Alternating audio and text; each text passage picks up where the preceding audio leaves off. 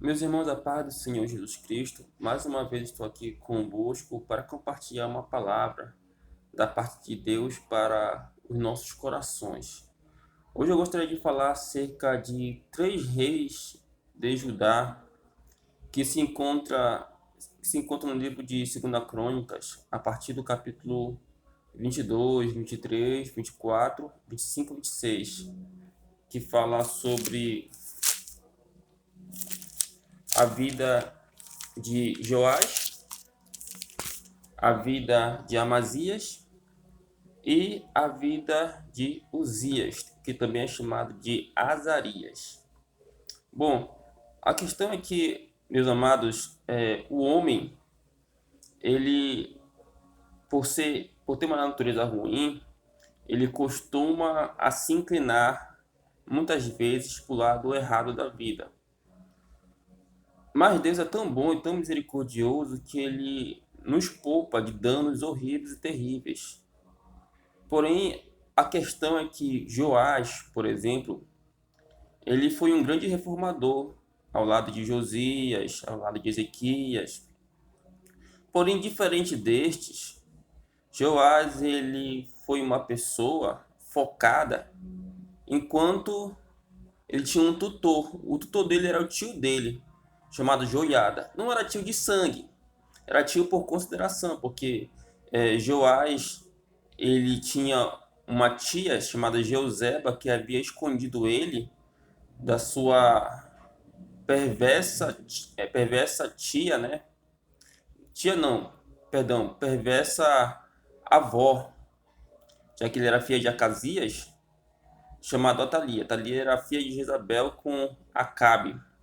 Então, Joiada, ele era tio do rei Joás.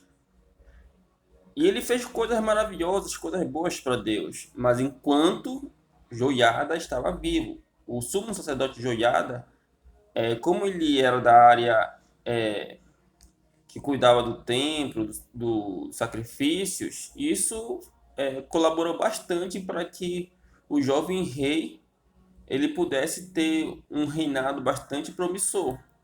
Porém, amados, é aquele famoso ditado: o que vai definir nosso caráter são as nossas companhias.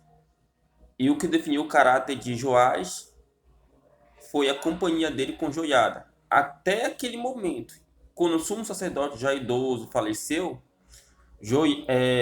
Joás ele se desviou do foco, do caminho. Ele acabou então fazendo totalmente o contrário do que ele tinha feito anos posteriores, anos anteriores. O que foi que ele fez? Ele simplesmente se deixou levar pelos conselhos dos príncipes, daquelas pessoas que tinham a mente cauterizada e corrompida. Ele passou então a edificar altos altares a favor dos deuses estranhos que Deus havia dito aos filhos de Israel que não deveriam ser feito ou construído nenhum altar, nada a respeito dos deuses cananeus. Então esse rei, ele foi infiel à sua própria palavra e ao seu próprio Deus e ao seu tio que havia falecido. E nós vemos que é interessante que Amazias, que é filho de Joás, Deus é com ele, né? Inclusive Amazias, ele até cumpre a lei de Moisés, porque o rei Joás, ele é assassinado por dois estrangeiros, e Amazias, ele resolve cumprir então a lei. Ou seja, quem é assassinado, assim que Amazias ele sobe ao trono e se fortalece, quem é assassinado são os assassinos do seu pai e não os seus filhos, os filhos dos assassinos. Logo, a lei de Moisés diz que quem deve pagar pelo mal são os pais que cometeram o pecado, não os filhos. E o povo fica animado, porque por enquanto o rei Amazias está cumprindo a ordem do rei.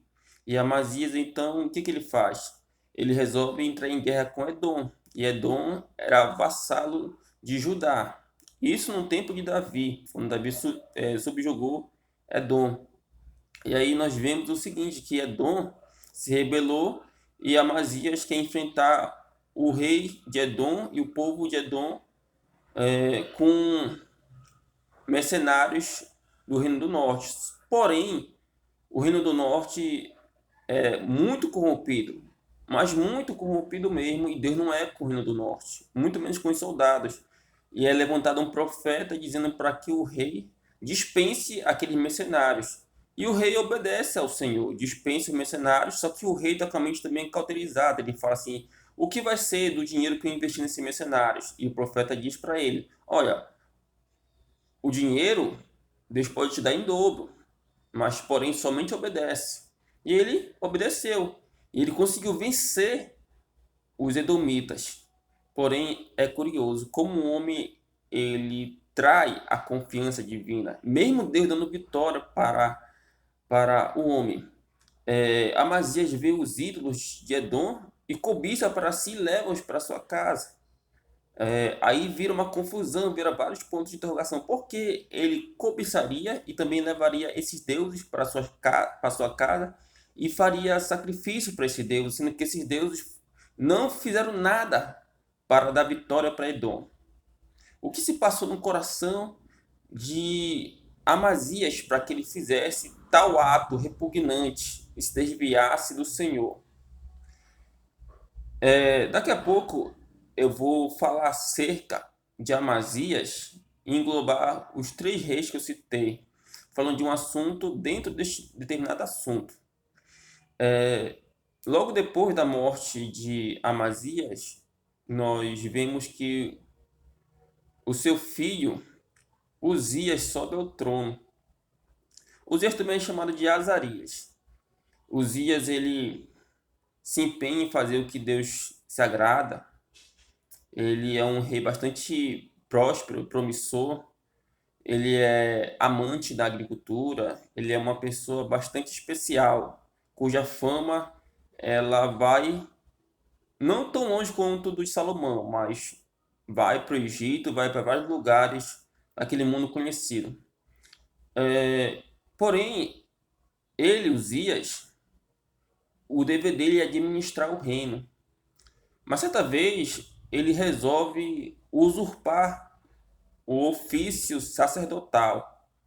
E Azarias, que é uma pessoa que é sacerdote, não permite que ele faça isso. Mas você vê que existe um Zacarias. E Zacarias, ele foi o tutor também de Uzias. Enquanto Uzias ouviu Zacarias, tudo correu bem. E Zacarias era um profeta. Tudo ocorreu bem para aquele homem, para Uzias. E aí Uzias, ele infelizmente se torna arrogante, assim como o seu pai e o seu avô, e ele resolve fazer o sacrifício, porém Deus não permite, colocando uma lepra nele. E aí ele é isolado e morre, não no túmulo do rei de Israel, do rei de Judá, mas sim em um local separado, porque ele era leproso, ou seja, imundo. O que nós aprendemos com tudo isso? Os 3 reis expressaram arrogância, soberba, desmedida, ou seja, amados, eles se desviaram da presença do Senhor. E a Bíblia diz que a maldição do Senhor, lá no livro de Êxodo, a maldição do Senhor persiste até a 4ª geração. Deus, ele não quer nos amaldiçoar. Deus, ele não quer nos impor maldição. Porém, quando o homem se desvia de Deus, o que acontece? Infelizmente, o pecado do pai passa para o filho e assim consecutivamente, certo? Cada um é responsável por pagar o preço pelo seu pecado. Porém, quando o filho resolve persistir no pecado do pai, então ele copia o pecado que o seu pai havia então feito. Ou seja, torna-se uma maldição que vai de geração após geração. E você vê que Joás, ele morreu debaixo de uma maldição, assassinado. Amazias também, ele quando foi repreendido pelo profeta, certo? Ele não se arrependeu, ainda insultou o profeta, foi arrogante com o profeta. E o profeta interrogou ele: por que você está adorando esse Deus, se foi Deus que te deu a vitória? Ele foi arrogante. E Uzias também foi arrogante com Deus e com os sacerdotes. Você vê que o pecado da maldição hereditária, ele existe até o momento, até o ponto que a pessoa se deixa levar e seduzir pelo pecado de seu pai. Ora, não existe maldição hereditária se a pessoa ela resolve não mais ou não copiar o pecado de seus antepassados, certo? A maldição ela é quebrada. A Bíblia diz que quem está em Cristo é uma nova pessoa, ou seja, não existe maldição. Mas o foco não é falar sobre a maldição hereditária, e sim abrir uma aspas, certo? Um parênteses a respeito desse assunto. O foco é falar que o homem, ele em si, ele trai a confiança de Deus, ele é traíra, é traidor, né? Deus abençoa o homem, porém o homem, ele ignora essa bênção e começa a fazer o que acha bem melhor fazer. Então, isso serve para todos nós. Quando Deus estiver nos abençoando, nós devemos fazer o quê? Retribuir. Como eu posso retribuir? Obedecendo, né? Eu disse em outro vídeo que obedecer é melhor que sacrificar. A Bíblia registra isso lá no livro de Samuel, quando o rei Saul resolve fazer um sacrifício em vez de esperar que o profeta Samuel venha e faça o sacrifício. Ou seja, o próprio rei Saul também, assim como Uzias, quer usurpar o ofício sacerdotal. Então, obedecer sempre gera bênçãos e traz coisas boas para a nossa vida. Mas se a gente resolve passar na frente de Deus, o que vai acontecer conosco? Nós vamos ser punidos com o pecado da transgressão. E aí, nós e também outros vão sofrer as consequências pelos nossos atos. Amados irmãos, que Deus possa abençoar todos nós esta manhã. Em nome de Jesus, obrigado